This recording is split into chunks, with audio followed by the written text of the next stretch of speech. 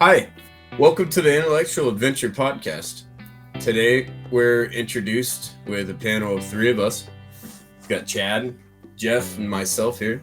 We're returning today with an adventure for you on the subject of family. What does the word family mean to you?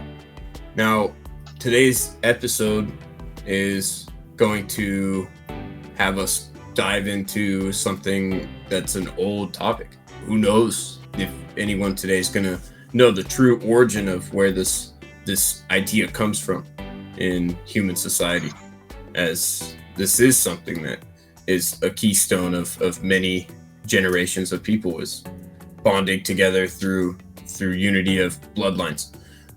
Why that's entirely the case has to be some extensive knowledge, in my opinion, of the world around them, and seeing and observing how different things react, how animals react with one another, and the cycle of life involved. There's things to be observed over time that have carved the family unit into what it is today. Excited to see what your guys' opinions are on this, and see if there's any audience opinions on this that want to submit some answers to us on our website, intellectualadventurepodcast.com. Make sure you stop by and check out our contact links if you guys want to get involved in this. We'd love to hear some answers to this. Each family is different. Do you guys have any ideas on today's subject? Are you looking forward to getting into this? I have just been recently working with my friend's family. My roommate from the military years and years ago, I still talk to him and his mom, and his older sister died about a year and a half ago. And she didn't find out until months later after she died. And she owned all this property and stuff. And her brother has been telling me about his relationship with his sister. So there's a lot of love that's given to family members from other family members, but then there's a lot of anger or resentment or downright hate towards other family members, because my buddy told me that when he was growing up, his sister was 10, and she and her friend threw him into the pig pen trying to get rid of him more than once. And when he told his mom had no idea. So he's been estranged from his sister for decades. He's not close at all, but his mom was. And she lived out here in Napa, and they live in Wisconsin. So there's no way that she can come out to California and investigate all this stuff. So I've been doing a little family investigating for them. My family is really weird. My dad was a hypnotherapist in the 70s, late 60s. My whole family adventure was vacationing at places like nudist colonies and going to seminars, on the weekends, the weekend seminars for hypnosis and all the new age stuff, like, past life regressions and aura readings and stuff like that, tarot cards, that kind of thing. And so that's kind of how I grew up, and it's amazing that I'm as normal as I am. So you're really going to bring a unique perspective to this discussion. I love it. And I have two different families specifically I could talk about, my own and this one that I've been working on. We're in the introduction. We haven't even got to the comments. Let me dictate the pace on this, because I don't want us to get too far ahead. I know we have records that we want to discuss, and Chad, but I want to see, just because it's such a small group today, that's why I was asking such an intimate question first. I was trying to switch it up because I want you guys to be ready for unique situations, as we're gonna have guests, and we're gonna have some interesting questions that we're gonna have to follow up with fast. So I like the idea of surprising you guys sometimes. Plus it's a challenge to me too. I don't know what I'm saying a lot of times. I really genuinely try to have an open take, organic take. It's tough, I'll tell you that much. You think after so much time of doing it or talking with people you'd get better, but English is hard on the fly. Yeah, it's true. I don't know if that is a me thing, but My point being, what's on your mind about the word family, Chad? Well, I've been thinking too a lot about the context of family throughout history, both throughout American history, because that's the family that both the family that I experienced growing up in the time period I did, but also that's the context of family that I have through my parents and how they were raised with their families, and so it's interesting to see how each generation of family shapes the way that it shapes what you take into your family if you create one, because everyone has the potential to create one, and everyone has a background, everyone has a backstory is a really lame way to put that, but everyone has a childhood, everyone has some way that they grew up, and it's really interesting for me to watch, especially when you have an intimate relationship with whatever family you're observing, whether it's through your own or one that you're very close with. It's interesting to watch how it builds upon itself. I think the concept of family builds upon itself a lot. And you can look at that in the broad scope of what family has meant over centuries and over millennia. And you can look at it from generation to generation. But the core instinct that's inside of humans and a lot of animals to have family and to build that, I think just continues to build on itself. And I think it'd be interesting to be able to dive into that and make connections based on that idea. I like that. Yeah, I like the idea of building upon itself. Even just me myself asking you a question on a word, essentially. And you're able to pull this whole construct of ideas about building upon complex thoughts and emotions. Mm-hmm. That's a powerful word. Like Because, that's what I've learned from yeah. our intro on this. Like what we're discussing is a word of power that Mm-hmm. that may not in and of itself have complete power in It people's can lives. be the other But amazing thing about it is it can be abstract, because I also want to talk on some of the abstract ideas of family, of that in yep, some cases family can just mean understanding or familiarity over time, put simply. But the emotion connected to the word family gives it such a gravity of where if we're going to throw the word family around, it has to have emotion connected to it as well, just because of how connected and instinctual it is inside of us to do The that, bonds to are very to strong. gravitate towards mhm. that, to want that. Not Well, You everybody have does, but you also have to discuss the current design that's happening where the family is being separated. The mom and dad goes to work at one job, dad goes to work at another job, and the kid goes off to a public school to get taught whatever. And yeah, they've separated the family unit because they know it's so strong. yeah. No, I completely understand these points and think that we're bound to get into a very interesting discussion on that because it's a good point. That the family unit is either naturally or artificially broken up in today's society through Hmm. circumstance mhm. On purpose. and, and well, there's moments where it is, and then there's moments where it's voluntary, right? Like Right. sometimes people are blessed with the money to sustain living or providing their family housing with the whole family home, maybe on the lake. I don't know everyone's lives, but in the um, point being that there's outlandish situations where you and I would consider that outlandish because of what we want from life, and maybe that's not enough stimulation to just be disconnected from work, just disengaged from the active society around you.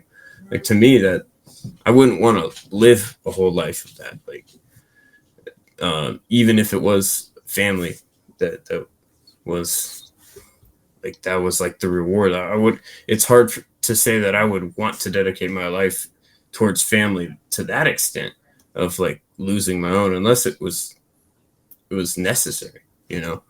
It's of course, the ideal situation though is make your own family, right? Yeah. And to do that, a lot of times you have to separate. You have to be independent.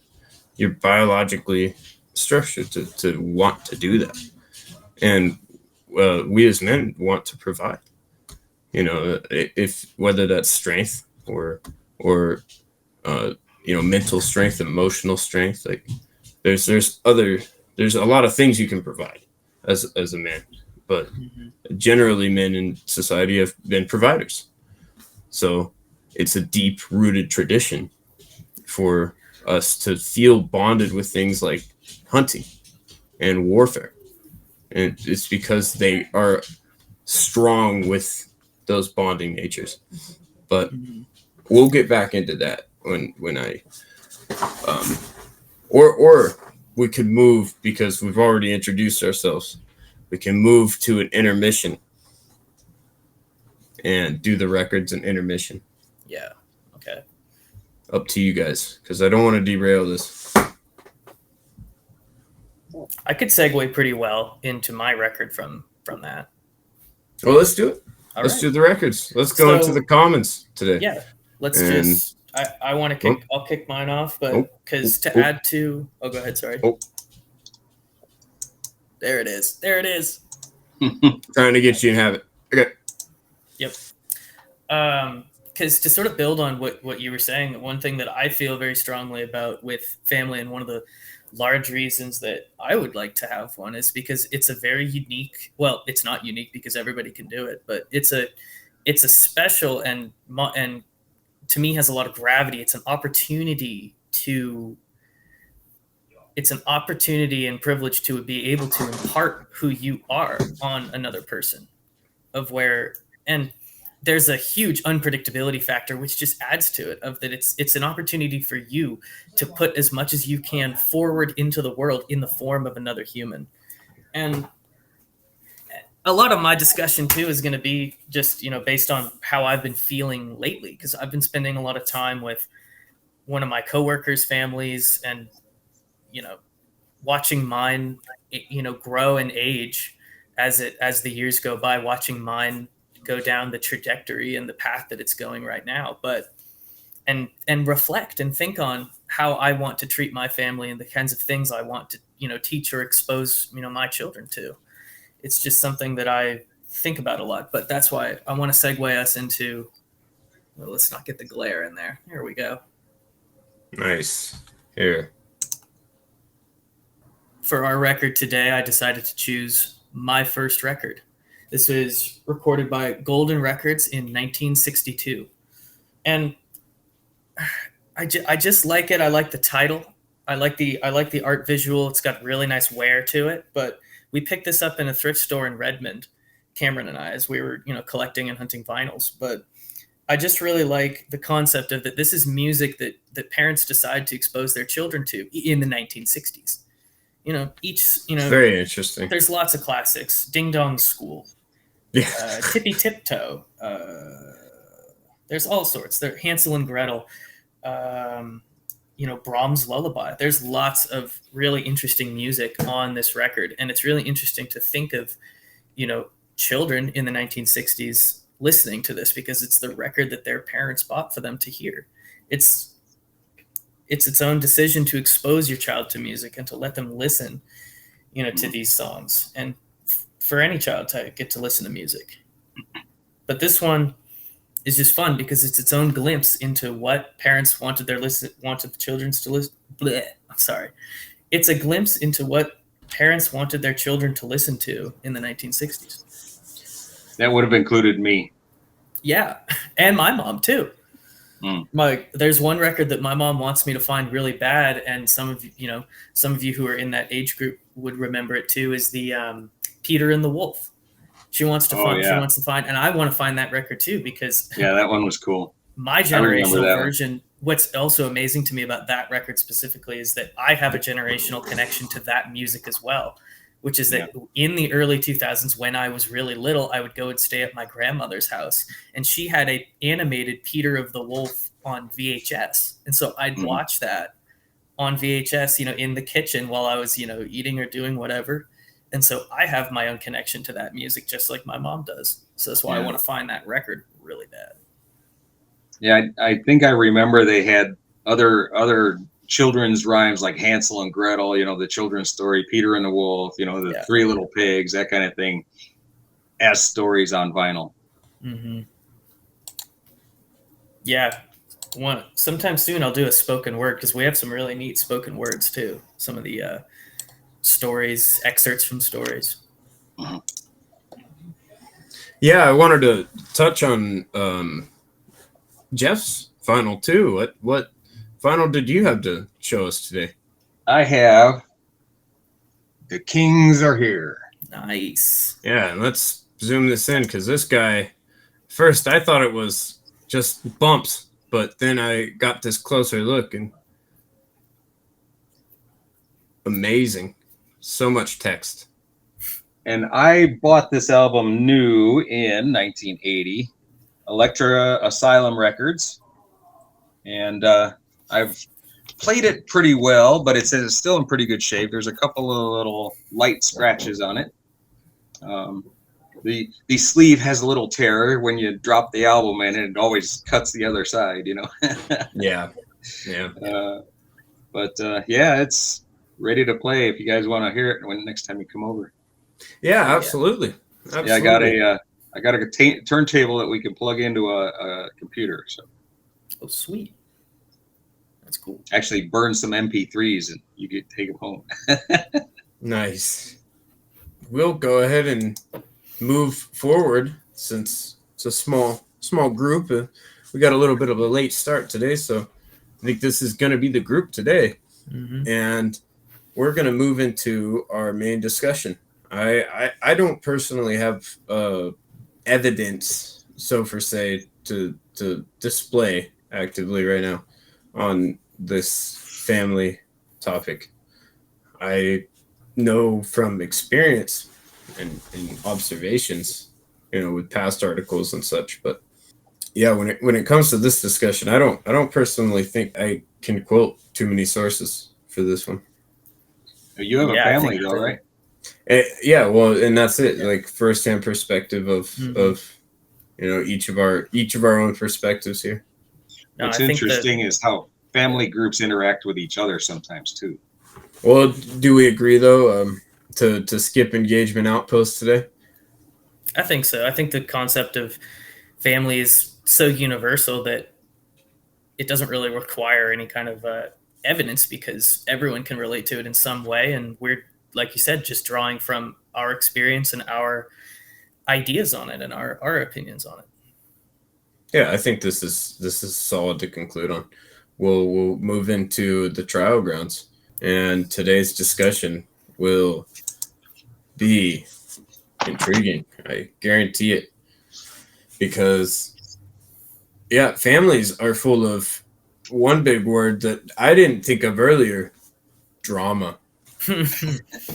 Drama. And it's interesting to think about that, because does that mean some people hated the ideas of family implications when they were put in or have families always been like very biologically kept? Like,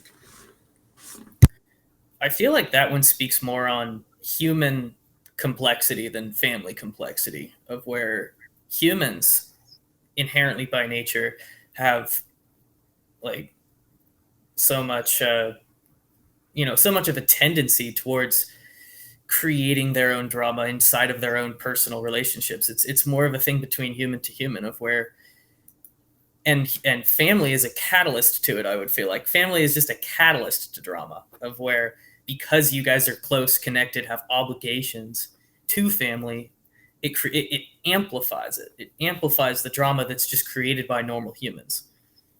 Well, that's how, the drama is always there. There's exterior factors, there's financial factors. Those all create drama. And again, family would be a catalyst to that drama. It gives it some gravity. People use it to get their way too. Yep. There's and if you're born into a family with a lot of drama, that's all you know. So it becomes part of you too.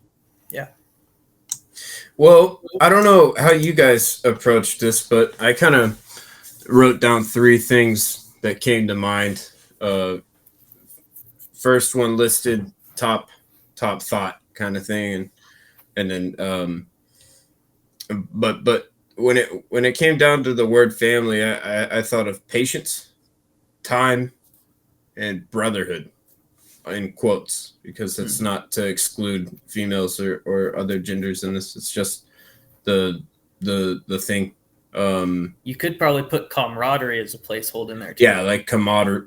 Connection. Yeah, connection. Yeah. Exactly. That was just my in the moment thought of what, like the brotherhood response of family, like people packed together, and part of it is biological connection. If we are talking about biological family in this particular case, of that, we know that we share DNA with those people around us. We know that that is a expression of us in and of itself. So that's why we are gravitated towards this, different connection between our familial members. There's a certain level of connection that is achieved by that, as well as time adds to that. Like you said, time adds to that feeling. yeah, precisely. Mm-hmm. And it makes it. Yeah, no, go ahead. No. You. I was going to say, but one thing I wanted to touch on as well is that there's so many other forms of connection. You can form a family of those just around you, even if they're not biologically related to you. I think there's a difference. I think there is a difference if you look into your feelings towards someone who you consider to be your family versus someone who is your biological family. They're similar, but we can still differentiate between them. Well, in a lot of cases too, they're not. A lot of people would consider their family dead to them. It's case to case. Yeah. It really is case to case, and that doesn't mean that you're not going to get along with 100% of your family. Maybe you do have that little bit, but it's enough. The majority of it is just too obscure. You don't want to involve it. I'm sure we'll come back to that a lot, is the concept of the infinites of family too, of that there is infinite versions of it, until that's why sometimes it becomes hard to define. It's like we just said, it's case to case. Everyone forms a different idea of it based on their experience around it. Like, everything I'm saying is just how I feel, but it's hard for me to know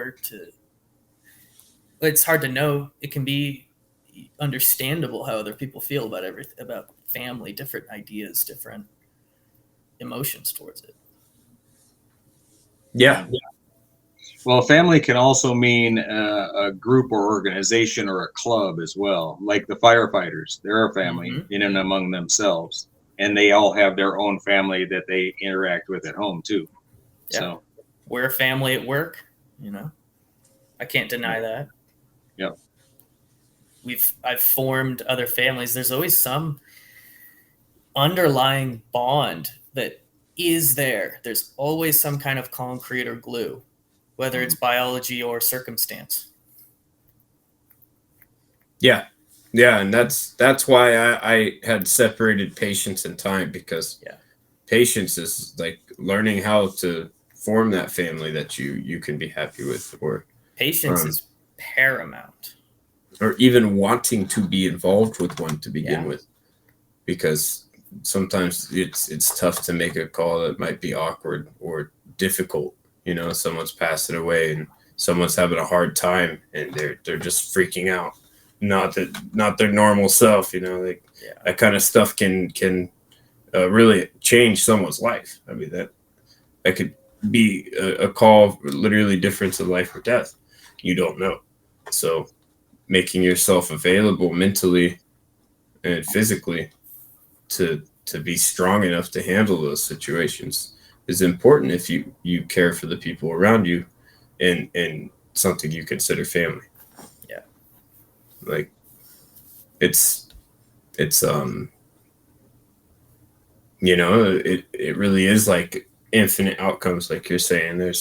There's no telling who or what or when or why, but it's like genetic situations. There's mutations, and a lot of people can't explain why certain things happen the way they do, but it's how you handle them, how you come together on those situations that can really take from a tough moment and make it beautiful. And then I think that's one of the importance of family is like a foundation. Like whatever your family is, it's foundational in your life. It's something you consider a repeat visit. Something you want to come back to. And On I a think, certain point, it's something that you feel you need when you create it in yourself. yeah, you desire it. It's Mhm. something you strive for. Not Is this everybody does, natural? but lots of us do, and lots of us want to create it with those around us. Well, Some I think environments are more cultivating to it. it is true. And, there are psychopaths and people out there in general that do take a completely different stance from the social norms we're used to. Yeah. I don't know about you. I can't understand that. I But can't either. It's just too internal. it's psychopathic. It's literally a different frame of mind. But the important thing to draw from that is that we're still family to something. Like if it's within yourself, you're talking to yourself, you're the only one that you trust. Like to a degree, there's a natural connection humans want to form. It's that humans want to be social. That we're social animals at the root. And there's a lot of ways that even dark empaths are a good example of that. Like they want to be. I mean, sometimes they want to be narcissistic and show. And that's Sometimes family can make you go crazy. Yeah. And sometimes family can make you look good if you make them look stupid. I know that sounds demented, but like these are situations people do. Yeah. Like look at the crime out there, and it won't surprise you because All right. Like what people think they can get away with doing to other people is despicable. It's disgusting. It's a reason that we need to help instill values in the value of having values in life. So I agree with you. It's something essentially we need. Whether or not we realize how it's filling that need, some form. I think we're biologically driven to find how it's going to fill that need. It's true.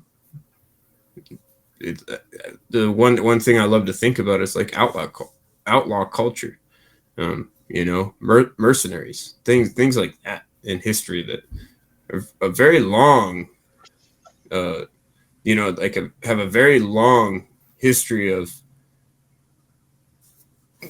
people failing, people passing away, like people not coming home to enjoy their bounty, so to speak. But you still have people that return and keep doing it. It's like daredevils too. Yeah. Someone that doesn't hit the jump and hits the cliff.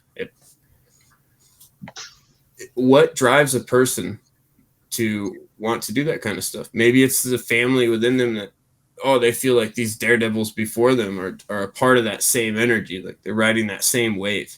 And that's something I always thought. It's like inventors, for instance, or philosophy. There's so much unanimous drive to want to find connection. Yeah. And yet we're still so far from mastering it. That's it. Right. It's still hard to find. Because I think about what I want badly, which would be, clarity, but that's even harder to find. But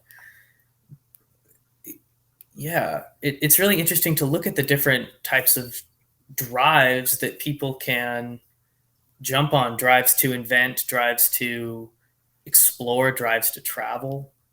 And some people are just more want to form those connections where to self-reflect, to look at my drive. What I'm driven by right now is a drive to settle, to in the sense of that, to settle down and to have property that is mine would allow me to diversify and to have more capabilities, individually. I would be able to have more more potential to pursue things that I wanted to if I was grounded and had things that I had control over. That's its own drive. And so many people can, follow different ideas of that drive. And yeah, like Cameron said, a lot of those ideas of those forms of drives are instilled in us by society and those who came before us and our immediate kin, family, people around us who challenge us and who want us to achieve certain things. And then we look at those things that are set forth by everyone who came before us and decide what we want to do. Yeah. Yeah. No. What do you think on this, Jeff?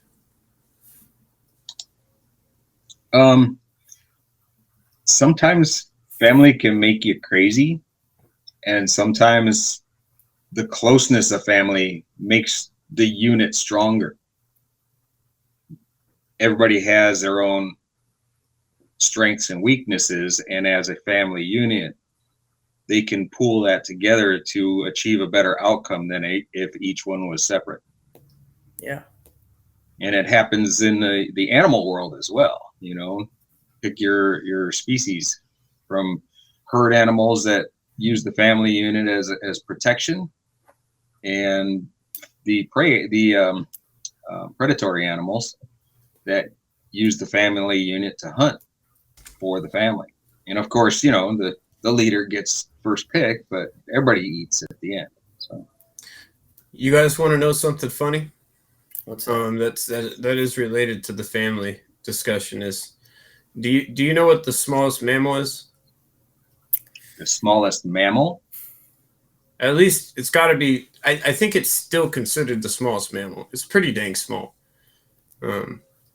Smaller than a mole. They put it that way. Yeah, because I was thinking like vole or shrew, but shrew. That's it.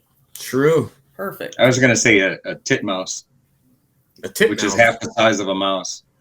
Interesting. Are they the really pink ones? Little tiny things, yeah. Interesting. They're more related to cats, apparently, shrews, than mice, which I never knew. But the interesting thing is that because their eyesight's so bad, that they'll form that chain and bite the other's butt and walk around and make like a snake pattern. And it acts as like a natural defense too, because they're like a snake. It looks like a snake, yeah. Yeah. And predators may not want to mess with a snake. I thought that was very interesting though. Like they're very fast and rapid and like chain along. Like do you know what mammal lays eggs? Oh, that's the platypus. Ding. Platypus are weird. There's one more there's one more that falls into that family. What's it called again? It's another marsupial from marsupial. It's not a marsupial. It's another one of those otters, right? No, that's different. It's like a spiked. Echidna? Yep, you got it. Echidna. Yep. They also lay eggs. Yeah, that's right. They're mammals as well. Mm-hmm. Are they okay? Yeah. I'll have to look them up. Yeah, they're fun. They're cute. They're like kiwis. No. Well, they're not like. Wait a minute. Mammals have. No.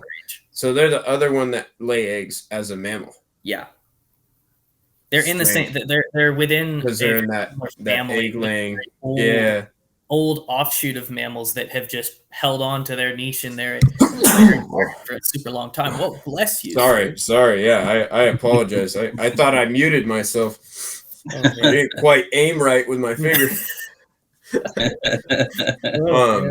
We're still online. That's all that matters. Yep, that's true. You can edit that out later. So anyway, platypuses. But that old family of animals, it's interesting too. Like that's a good point. We classify our science in families, even plants and animals. Chad brought up the marsupials, and basically the embryo crawls out of mama's womb and up into the pouch on its own, and the hairs on the belly are pointed upward so that it has something that it can cling onto as it climbs its way up.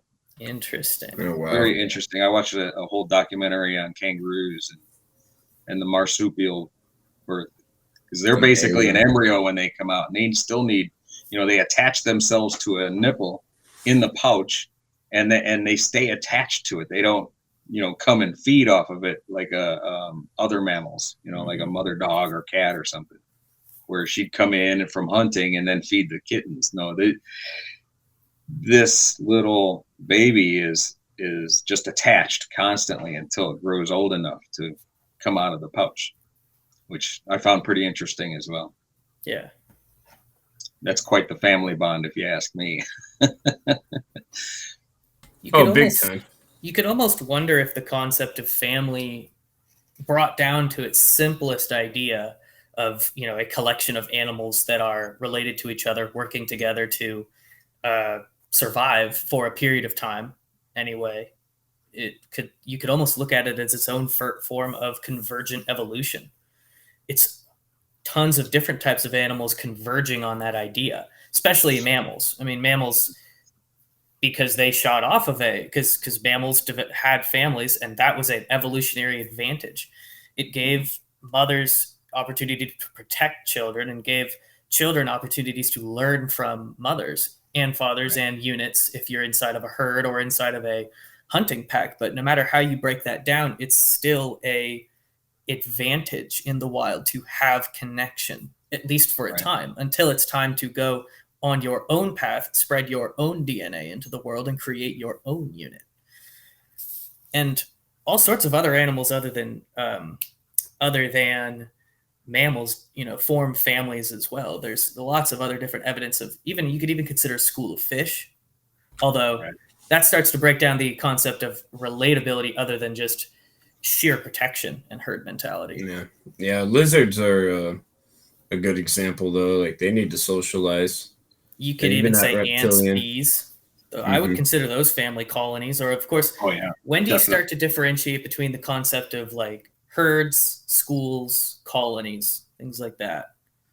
Because I guess could you add its all family units? Would you consider all those family units? I guess so. I would. Yeah, I would think. Honestly, something I just wanted to throw in here. This is really random, you guys, but I saw this the other day, and it made me think of animals and family and like bonding. Ironically. Amigo de la cara. Amigo, usted no es ayudante mío, ¿verdad? Oh, he's got a sloth, buddy. Amigo. Este es mi nuevo ayudante, yo, compa. Ahora pone el pila a coger la. Oh my gosh. I love that video though.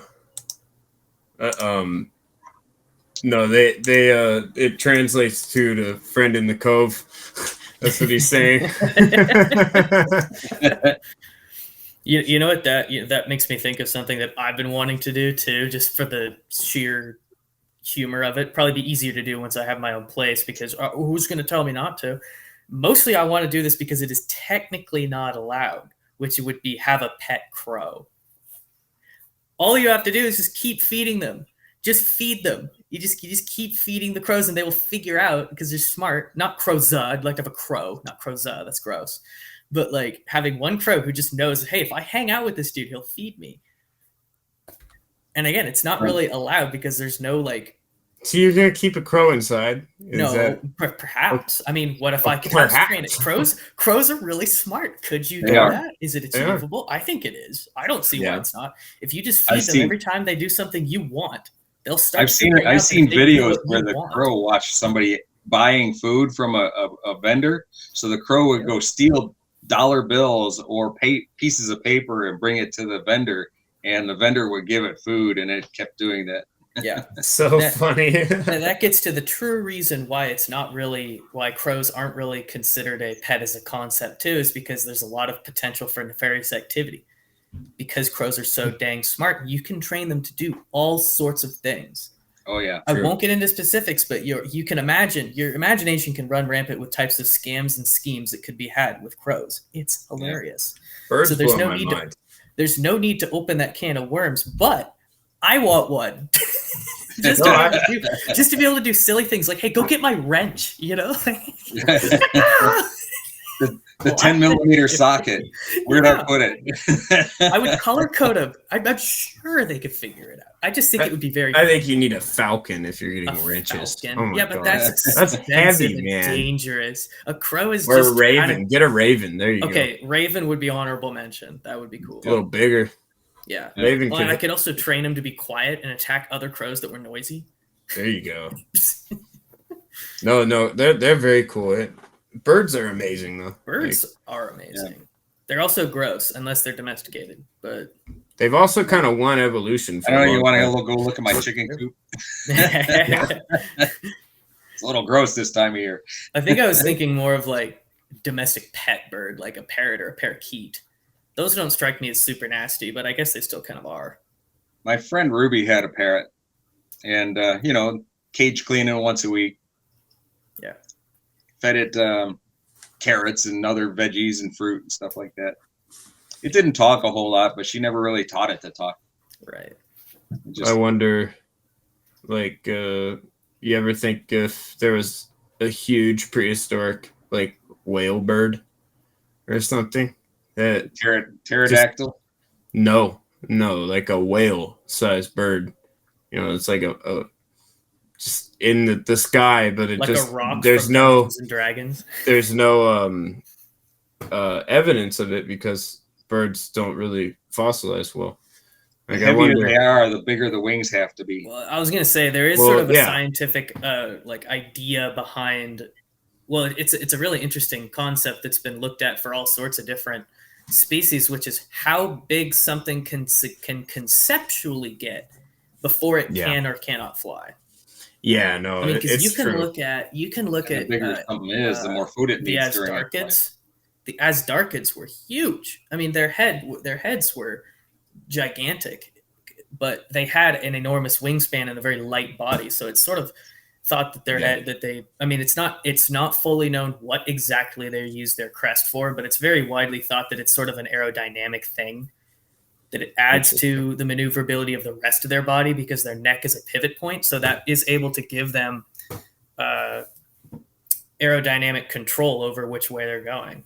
Direction. In a sense. That's one of the theories that's being considered right now as to why they actually had a huge crest. I don't know. We're just talking about birds. You guys got me on paleontology. Right, God. Forward mounted rudder. Mm-hmm. Yeah, and you can see examples of that in birds today with the stellar jays here, the kingfishers, like the beaked parrots, right? Mm-hmm. I mean, to a degree, those boomerang-looking parrots. Yeah, well, I guess that's not a parrot. Got a crest, Yeah, cockatoo. Yeah, and they use them to maneuver inside of trees and bushes. Yeah, just turn their head and they go that direction. Beak gets interesting because beak is very connected to birds' ability to get food, which is also a huge evolutionary driver. So that's why beaks are so diversified. Yeah. That's why one of my favorite things, we were talking about ants earlier, being family units. Like, you want to talk about a family unit, dude? Oh. The honeypot ants. Yeah. Yeah, that's man.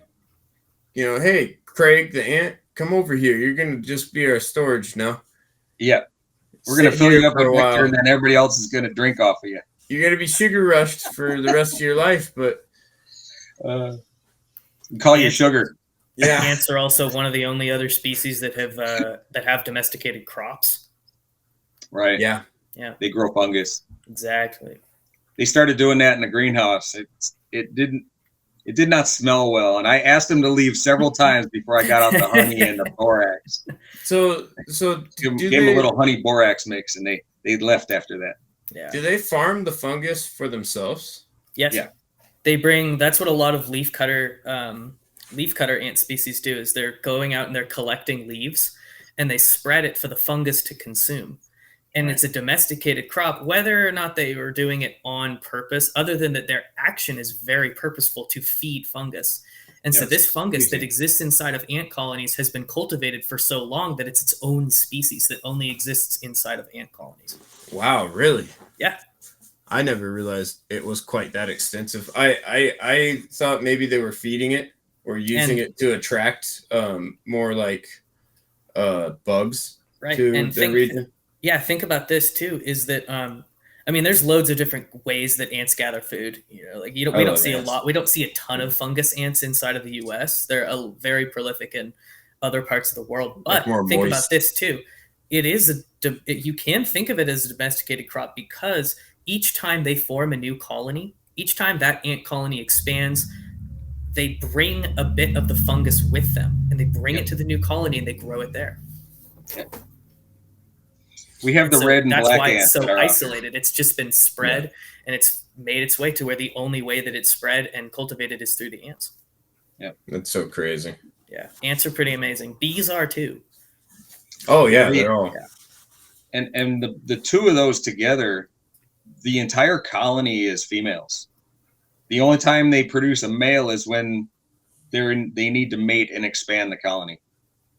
Yeah, isn't that just crazy? Like all the drones and the queens, all females. There's no males doing any of the work. And then when they need a male, they'll produce, a male, the drones, and then the drones will mate with the new females, and then create new colonies. Have you guys ever done that trick where you get an ant to bite on one of your cuts? And you rip the body off. I've never done that. I know it's brutal. I know that. But if you get a soldier ant, you can actually. And the better species are like bullet ants, the things with like the big jaws. Yeah. Or marauder ants. I grew up with carpenter ants that were gigantic. Carpenter ant, exactly. That's what I did. I picked one up and it hit my thumb, and man, that sucker was like. It's amazing how much strength those little guys have. Not so little, but man, you think about it. It's like someone with a fist this size coming and pinching you. Like that ant has that much strength in that. Except that fist has a point on it. Yeah. Blows my mind, man. I learned that as a little kid. You don't pick up the big ants; they'll bite you. No, that's like my dream, man, is to get a nice colony of ants. Ant terrarium. That would be cool. Shout out to Ants Canada. He built some pretty amazing terrariums. Ants Canada is better. Oh yeah. Excuse me. I'd like to get they have these bee boxes that you can put them so that they come in, you put them in your window, and the bees will come in, and you put them on the wall, and the bees will make a colony inside these boxes in your house. And it's pretty cool.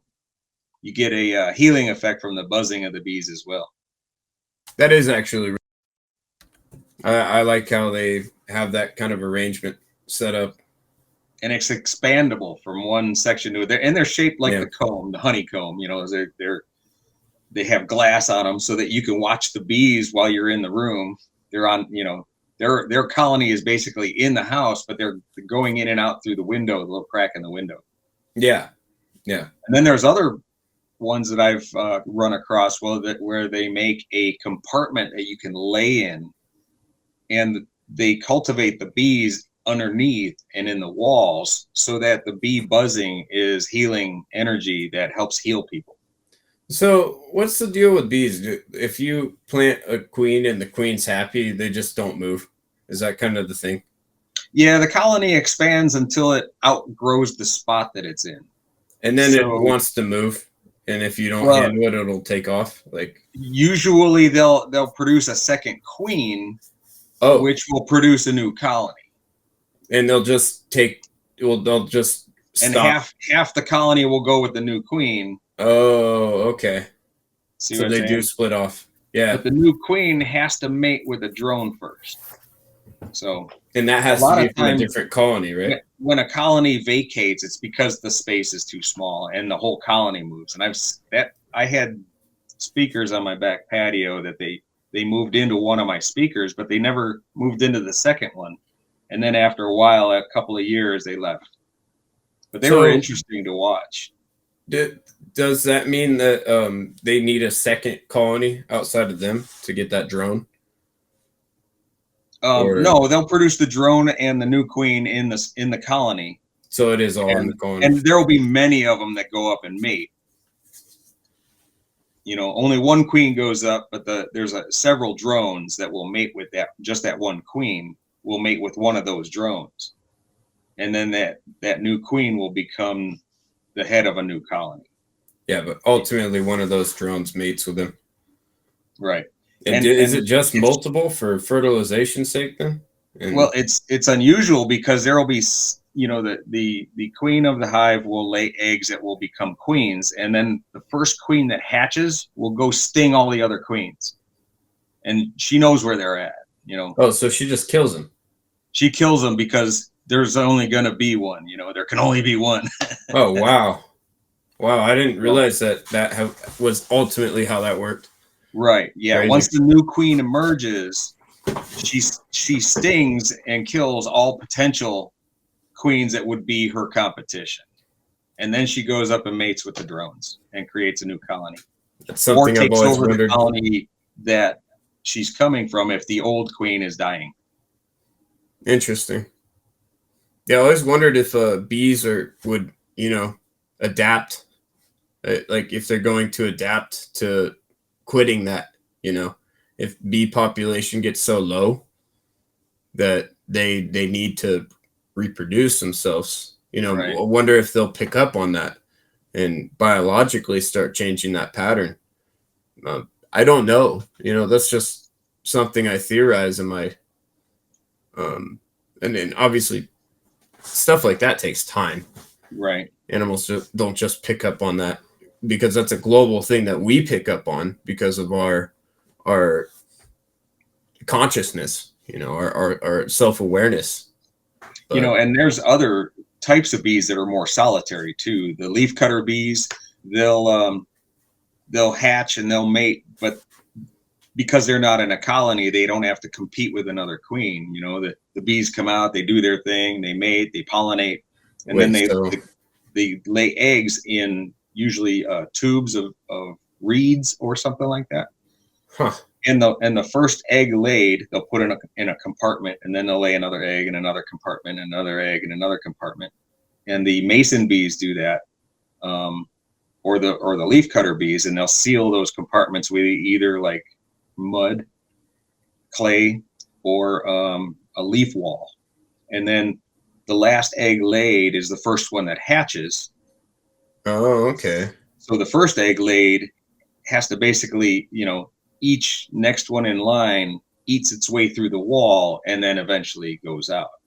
So, so they call them leaf cutters essentially for that reason. Mason bees and leaf cutters, yeah. Interesting. I didn't know masons did that too. Yeah, they use mud though. Oh, kind of like mud dauber wasp. Only it's just a wall in the compartment. That's so cool. It reminds me of case worms. Case worms have always been so cool to me. Weird animals, but well, see, and like the mason bees and the leaf cutters, the solitary bees, the egg is laid on a stung food source for the larva. So the larva hatches, eats the food source, pupates, and then after it becomes the adult is when it comes out. Okay. It doesn't come out in a larval stage. It comes out in the adult stage. So it goes through its entire life cycle in that tube, in that little chamber by itself. Yeah, that makes sense. But they call them solitary bees, if you want to look them up. And they're some of the first bees to start flying around in the spring before the honeybees ever wake up. Yeah, that's why I recognize the solitary part. Right. I remember talking to a few farmers about that. And the big black ones, they're a solitary bee too.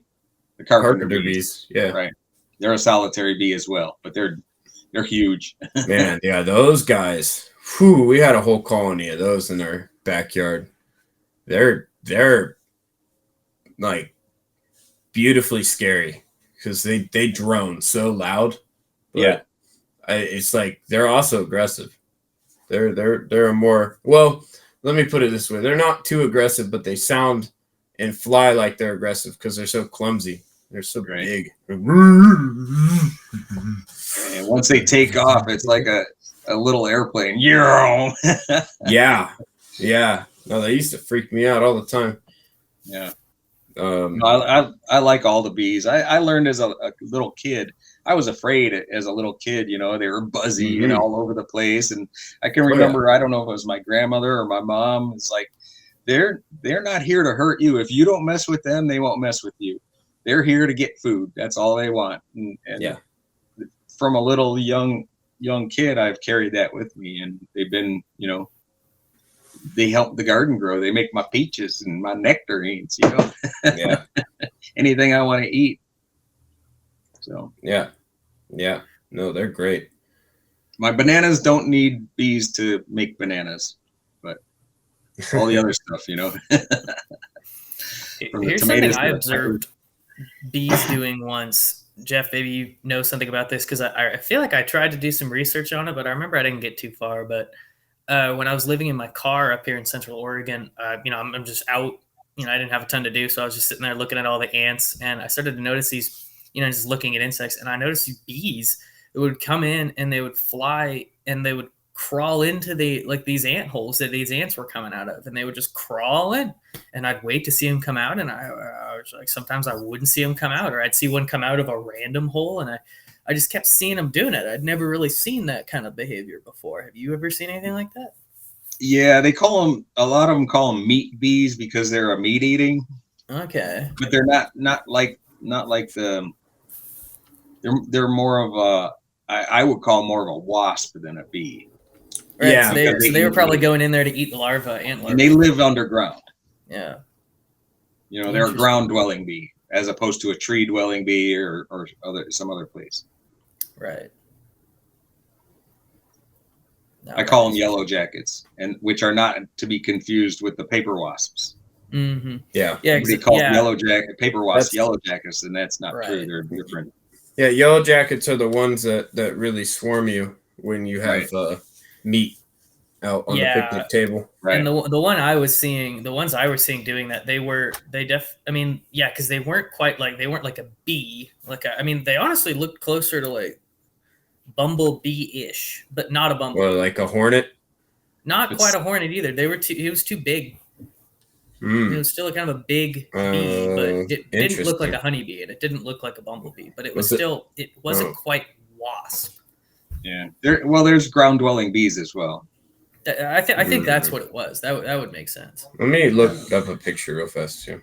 Yeah, because I know a thing or two about wasps, hornets, and yellow jackets, but I've been through plenty of junkyards with old cars that have been there forever, and you really got to look it over before you start wrenching. Yeah, when I was living in my car, one of the biggest problems I had in like late August was just getting, I never got stung, and like you said, I just left them alone, but I would go to the same campsite, and so I think they started to, that is pretty much what it looked like. Mm-hmm. Yeah. But, I just kept getting swarmed by wasps that were just like, not just attracted to my food, but would just come in, and because it was hot, it was like 95 degrees. So I'd have all my truck side doors. I'd have all the doors open to my living area, so I'd have a cross breeze as I'm relaxing. And they would just come in just all over the place. It was really irritating because it's hard to relax when you're getting swarmed by wasps. But again, I never bugged them. They never bugged me. It was just every time they're like in my face, and I'm just like, just waiting for them to leave. But. So interesting. That looks like an orchid that it's sitting on. This is specifically a horn-faced bee. It's like northern Asia. Oh, okay. And Russia. So it probably came over here. Or it's something very similar. Wait, actually, it was introduced in the northeastern United States in an attempt to increase pollination productivity of fruit crops. But it's a ground-dwelling bee. So they have a incubation, pre-nesting, nesting, development, pre-wintering, and wintering period. And they are having closed cocoons to help with the cold temperatures. Interesting. So that makes sense that they'd be up in Central Oregon, something like that. Funky eyes too. Yeah, no, that's pretty trippy. I've never really seen that. I think maybe once in my life, because I've seen some weird bees, but I haven't seen those. that one's a bit funky. Huge lenses. I know we derailed quite a bit, but I honestly think it's not too much of a derailment because it all has to do with a It's all family. within subject, yeah. And this is the word family. It's not a human biological family. So and that goes to show, like, again, we've gotten into this discussion on the show before with dog companionship, cats, horses. People have those close bonds with those type of domesticated animals that that they would consider family. And that's something that's very interesting for us to take is the observations through nature, that seeing we're not very different. Most things have eyes like we do. Most things have ears like we do. Most things can smell. They can perceive the senses to similar, if not even more prolific degrees, or sometimes less. Like we're pretty evolved in that aspect of seeing things, but we're not anywhere near some animals, like a cougar, how well they can hear, or a bear and how well they can smell. How well they could tear the chicken coop open. Yeah, they're not very Fortunately, nice. I haven't had to deal with that, but other people in the neighborhood have. So yeah, they're not very nice. no. Well, I say we move in towards Breakpoint Heights, if you guys are ready for this. Yeah. All right, Chad, what do you think? What was your biggest break point for you today? My biggest break point, gosh. Well, I really liked us talking about our like the universal drive for connection, and what you said too when we started to touch on people's own individual perceptions of family and their own individual perceptions of what they want. I loved when you said, when we were talking about psychopathy, when you said the desire to form connection with yourself, simply put, of that narcissism, and that is simply a connection with yourself. It's simply valuing that connection quite a bit sometimes. And of course, there's a very broad idea to that too, but that I'd never thought of it like that when you said that.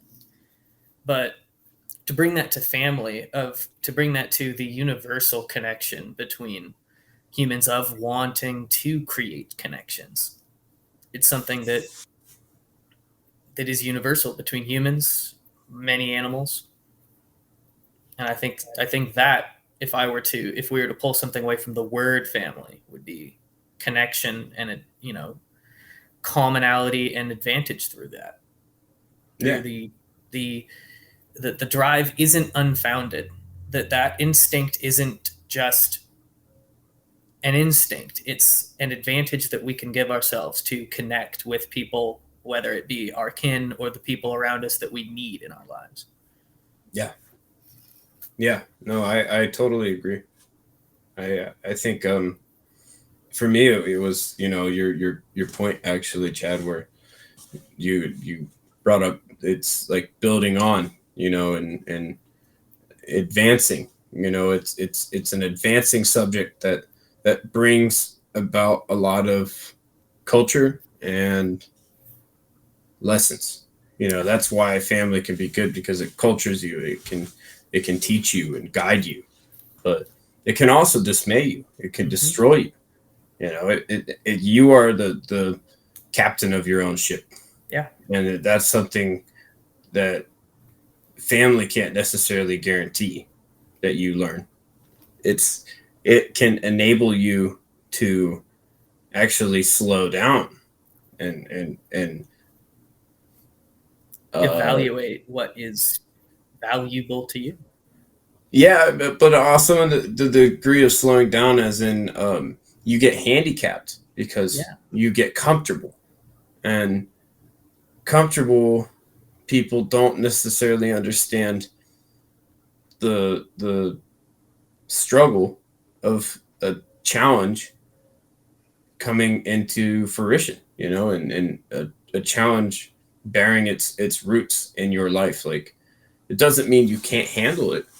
It doesn't mean you haven't you're not healthy to do it, but it may seem a lot more natural if you're exposed to it over a period of time rather than pressed into it. Right. You know, so, and I've seen a lot of examples of people that struggle with that, where they're locked up and cooped up for years and years in the same house, the same, you know, the same stimulation.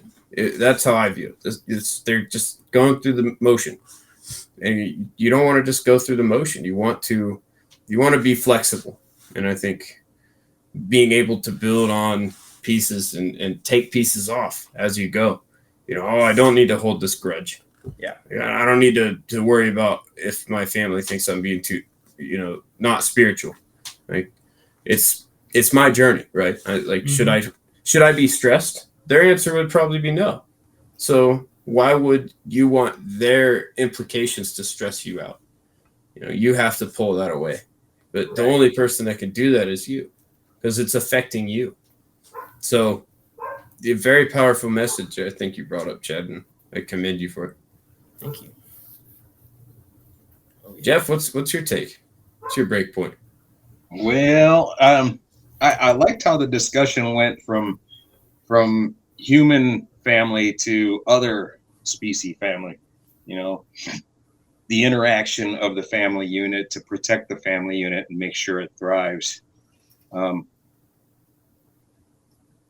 I think that's one of the reasons they're trying to separate the human family in today's time, is to make it weaker, to take the kids away, make the parents separate, and so each person is not as connected to each other in the long run. So it makes the family unit weaker, and, you know, technically society as a whole weaker. You know, it gives those that have power more power in the end. Mm-hmm.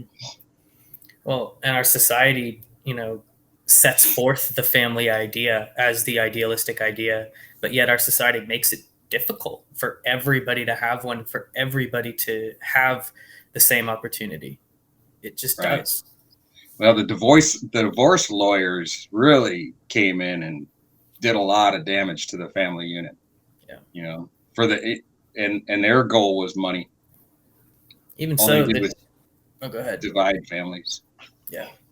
Well, that's why it's really interesting to watch the family unit evolve to fit better in whatever it needs to be.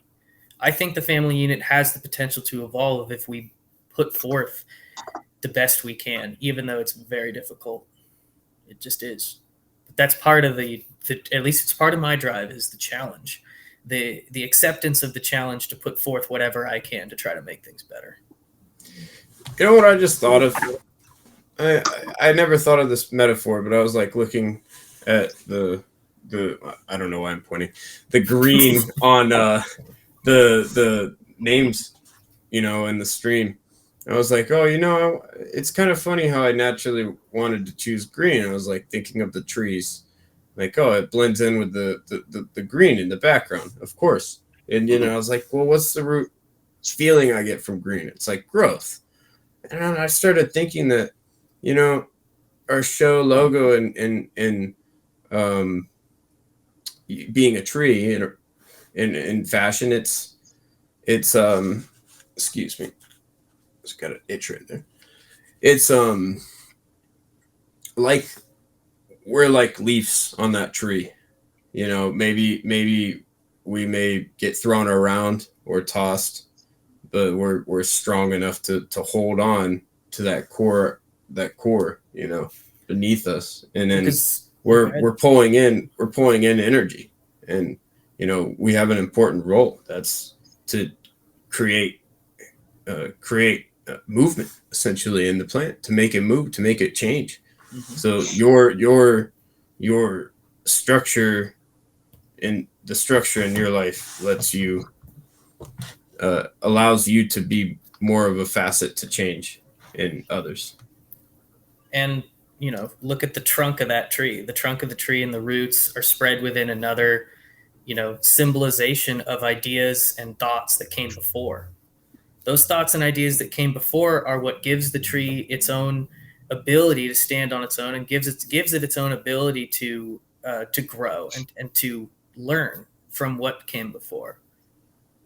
To me, that was like, it I sounds didn't even think of that funny, either. but that's like prolific to me. Yeah, because it makes me think of druids and like, the culture behind the old oaks and like all these. I can give you a groves. tie-in back to the ants. Under that tree is a mycelium layer that transports nutrients underground. And if there's too much under one tree and not enough under another, the mycelium will be a bridge that will transfer the nutrients to the tree that needs it. And it's a symbiotic relationship, a family, as it were. It's crazy how that's evolved to be that way. The mycelium blows my mind when I learned about that. Yeah. Straight up fungus. Yeah, we're not too much different than the things around us in life if you inherently look at its role, what it's doing, what its purpose is, why it's there. It may not always though. Conforming family. It's how we as human families have brought pets in as part of the family, whether it's cats or dogs. They're the big ones, but I've had many different pets that were part of my family, even though some of them never left their tank. But dogs and cats are the big ones. And everybody heard of the crazy cat lady. She's got 40 cats. Well, that's her family. And that's where she feels comfortable with her family. So me and Rosie, this is a family right here. Yeah. So that's all it takes is connection. And thankfully, because dogs started out as a technology, we kept them around and continued building that connection until we are where we are now, where we've constructed tons of technology to, replace what we were using dogs for. There's still lots of dogs being used in the world today, but now that they've, for the most part, been phased out as a form of technology, they've fit right in. We haven't gotten rid of them. They're still a huge part of culture and of human culture. And also tools. I mean, look at the police dogs, the military dogs, pick your country. Everybody's using dogs for their military. But and now same thing with pest control. They use pit bulls and trained mink to go chase rats out of the ground. Mink goes underground and chases the rats out, and the pit bulls go out and kill the rats. And it's amazing, and that's another family, a non-traditional family. Well, and this is the thing with it. It's not just those two things, tools and I'm sorry, Chad, yours was technology, but understanding. These dogs, it's a two-way street. But they also want to do these things. There's a lot of times where they find genuine joy in helping to do these things. Maybe they understand, maybe they don't, and what they're fully doing. Like when they're smelling cancer cells, things like that. I don't know if they distinguish who that smells bad, or they must. Well, you could think about it like this too: is that because there's still a debate going on as to whether or not humans domesticated dogs on purpose. But one thing that's not talked about is that dogs were domesticated on purpose. They wanted to be a part of our family group because it meant food. It meant connection. It meant safety. It meant purpose. So we can observe a animal group joining a completely different animal group's concept of family unit by choice. And whether it's instinct choice, it's instinct, but they're choosing to follow those groups of humans that leave food. They chose to be friendly towards humans in return of food. And eventually that choice became the foundation of their species. Subservience, love, connection. Connection is something that gives them purpose. It's something that feeds them, something that loves them. And that we in turn protect them too, in return for them protecting us. That created that foundation of family and love that we still have today. It's still present because we love. It's a very universal thought to love dogs, and especially to love your dog. And whether or not the dog loves you back, refer back to everything I just said. Rosie doesn't love me back. She just wants you to throw the ball. Just throw the ball. Yeah, you're just a batting cage. I'm like the dog slave when it comes to ball time. But we want to be the dog slave because we love them now. Like, Yeah. I do everything. I do anything for my dog. Yeah. No, Well- she's curled up here on the bed and just hanging out, you know. Well, I think that covered Breakpoint Heights, and honestly, diving depths. I don't know if I have much to say on it. As our Breakpoint Heights was very extensive. Mhm. So I think we'll go to reflection retreats, and we'll go over and see what did you guys think of today's show? Did you enjoy our subject? Do you feel like we should do something a little more serious next, or I mean, I felt like this one was serious, or at least that's how it felt to me. Yeah.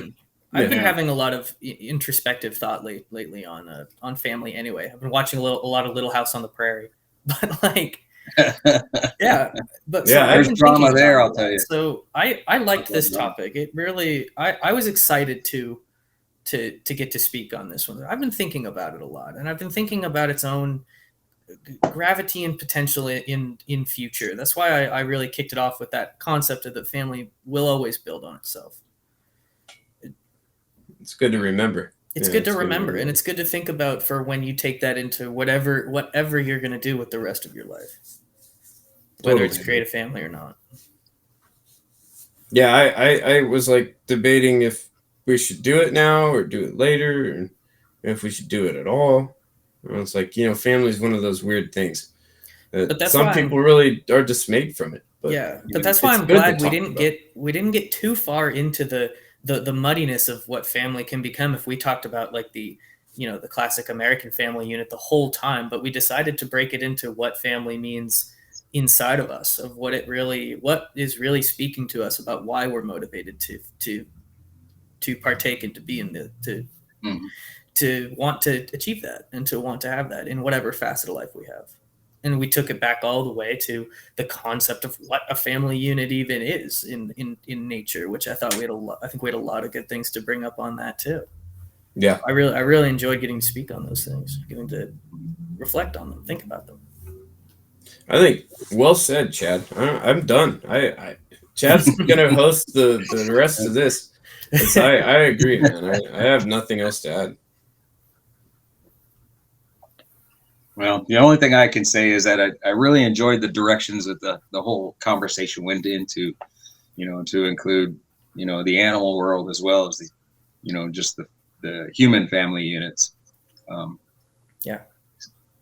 If you ask me, the human family units can be a lot more, show a lot more animosity towards each other than say the animal family units that are out there. Sure, there's Sometimes. fights, but I mean, It's, unless you're a chimpanzee, that's the That's only true. thing I can outright. Which like, is the say most closely disagrees related with you. animal to us. So Right. yeah, it's And then the next one's bonobos. And what do they do? you're throwing crap. Oh, You're throwing crap at each other, yeah. No, I mean, it's hard dealing with family sometimes because a lot of family is just like you, and what you don't like in that other person, you don't like in yourself, but you don't really want to address it in yourself. So, and we can move on. We could make a whole entire topic out of that one. animosity. Yeah, just Yeah. call it animosity. Well, animosity towards others because of the same trait that you don't like in yourself, but you don't really realize it in yourself, but you can Yeah. really see it in the others in your family. You're from the same genetic stock, so a lot of traits carry on through the genetics and being together. So you both basically have the same traits. This one doesn't like the traits of this one, but they're the same traits this one has. So just Yeah. can't see it in themselves. Well, And that- to get Psychological issues as well.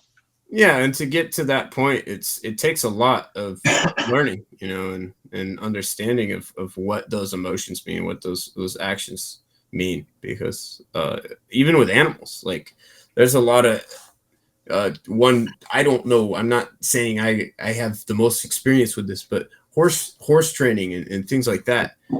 Look at how much emotion a horse can display towards a person, and the stories you hear of someone getting hit, because their horse is not wanting to do what they said they wanted it to do.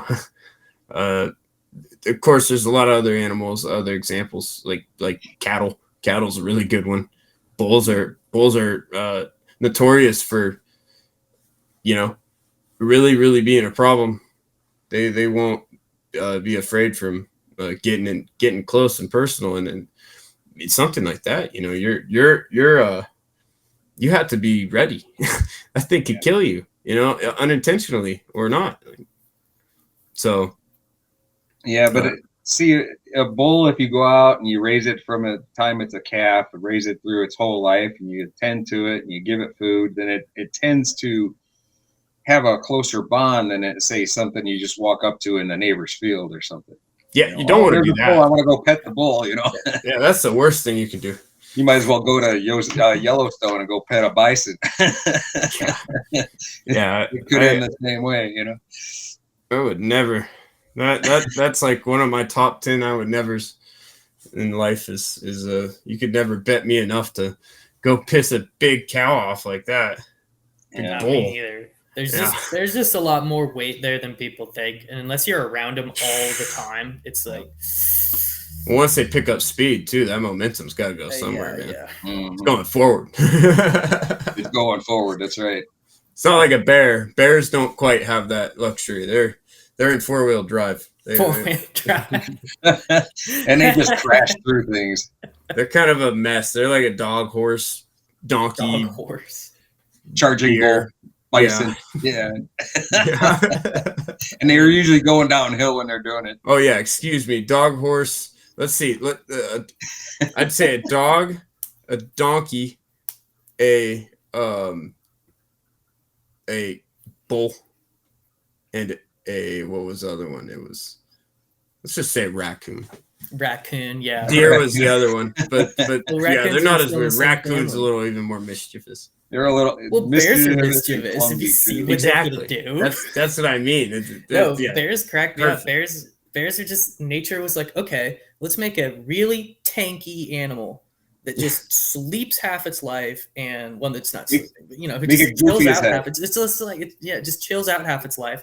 Goes and wrecks picnics and eats food and shoots berry seeds like a machine gun because it eats so many. And then it just does the same thing every year. I just think bears have the most evolutionary jackpot of attributes. I mean, and make it goofy. Really.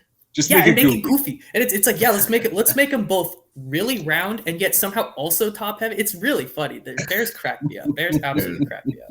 They're so important too. I mean, yeah. They're just as much a part of the ecosystem, especially with the berries. Like part of the reason we have berries everywhere is because bears have been pooping for hundreds of years. Yeah, I know it. I see where they go. I see what they eat. I love that they're both the apex predator and not. Yeah, they're too lazy for that. They're too lazy. It's like, yes, they can kill any animal in North America if they want to.